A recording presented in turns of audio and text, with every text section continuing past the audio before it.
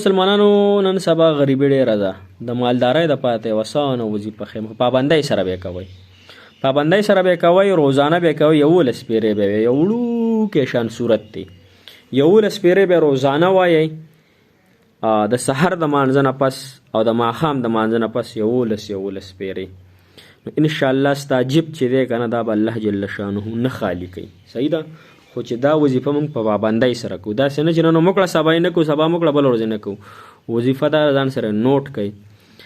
په آخري سپاره کې یو وړوکی صورت دی، صورت قریش.